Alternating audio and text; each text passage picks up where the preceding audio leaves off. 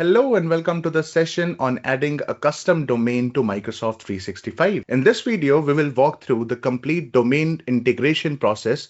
We will create the DNS zone, add the domain inside Microsoft 365, and configure the required DNS record, and finally verify the ownership to activate the domain. By the end of this video, your domain will be fully connected and ready for user accounts, authentication, and mail flow. Let's get started. Whenever a company purchases Microsoft 365, Microsoft automatically assigns a default domain in the format companyname.onmicrosoft.com. This default domain lets the organization start using services immediately, but it is not ideal for business use or branding. Most companies prefer to use their own business domain, for example, contoso.com, because it looks professional, matches their brand, and makes email addresses easier to recognize and trust. In our scenario, Adatum has purchased a new custom domain. That domain exists in Azure, but it's not yet integrated with their on-premises DNS or Microsoft 365 tenant. So our job is to connect everything together. The process happens in three main steps. First, we create a DNS zone for the domain in the on-premises. Second, we add the domain inside the Microsoft 365. And third, we create the required DNS record so Microsoft 365 services like email and authentication work correctly. In real environments, many companies automate this through third-party registrars. But in this demonstration, we will configure the DNS record manually so you understand what each record does and why it's required. Let's walk through this step by step. To give you an example, I'm going to go in the Microsoft 365 Admin Center. I'm going to sign in as Holly, who is a global administrator. I will log in by providing the password, and here we are going to be inside the Admin Center now. In the Admin Center, I will go to the Show All options so that I see all the options over here in this portal. And when you click on this button, you will see the Settings option. In the settings, you go to the domains and you will see the default domain getting used right now. This is the suffix of the user that you're creating in your tenant. You can see in the overview, you can add some more on Microsoft.com domains. These are the fallback domains. In case you don't own a domain, you can add this on Microsoft.com. So for now, I'm just adding test ms102 tenant, a unique name with a .on Microsoft.com extension. Once this new domain is created, you can simply go to the users option and you can start creating users by this particular domain. Right now there is no user because this is a new domain that we created. So I go to active users and here I click on add a user, and you will now see that in the drop down you have the new tenant available for you. So now you can create a user where the suffix in the email address is gonna be that custom domain name. When you create a tenant, Microsoft gives you a default on Microsoft.com domain. You can watch the video I have dropped in the description box to check how to register for Microsoft 365 and create a tenant. It is very hard for employees or users to remember the onmicrosoft.com domain. Using GUI tool or PowerShell commandlet, we can easily add a forward lookup zone in DNS record in the on-premises to have a custom domain. If you don't want to use the third-party registrar, then you can use your on-prem environment to hold the DNS record. And for that, you need to first create a forward lookup zone in the on-prem. I'm going to use this PowerShell commandlet's DNSCMD/zone add to add this forward lookup zone.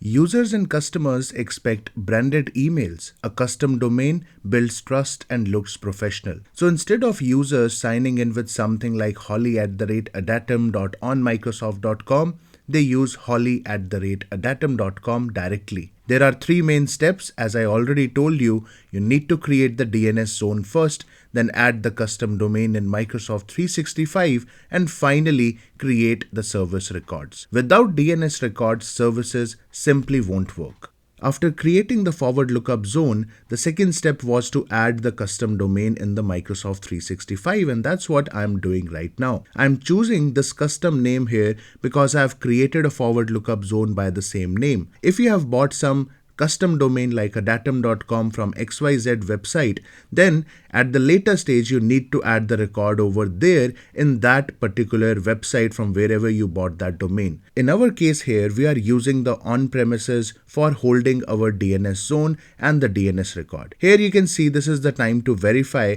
and if you have added the records already in your on-premises DNS zone, then this verification will be done successfully. You can see the txt name, txt value was given. Click on the verify button. I will show you the steps later on. Right now we haven't added any record in our on-premises forward lookup zone, so this verification would not happen. You can see the errors have come up. Now let's talk about the records that we need to add in the DNS zone we just created. Each record tells the internet where to send traffic. An MX record for mail routing. No MX means no mail.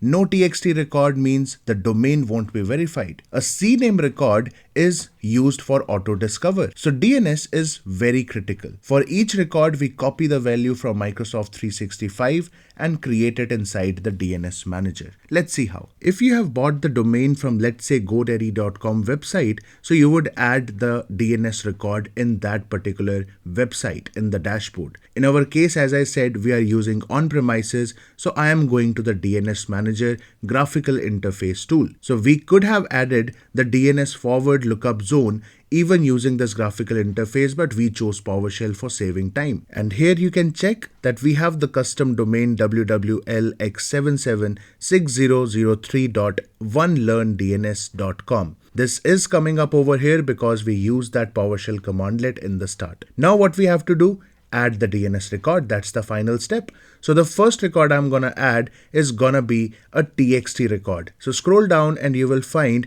a record TXT over here. Click on create record option and this record will hold a string of characters. So I'm gonna provide the text over here. So the record name you can provide optional. So you will copy the value of TXT from here from the M365 and paste it directly over here. If you have bought a custom domain from godaddy.com, you have to take the same value and paste it over there to perform this step. Now click on OK and here you have got it. Now if you are wondering from where this DNS manager tool is coming up, so I have installed a role in my on-premises domain controller DNS. That's why that tool is there. Now click on the verify button and here we go. It's loading and do you want to connect your domain? I will click on continue and it will show me the result. Now here it is giving me some records again.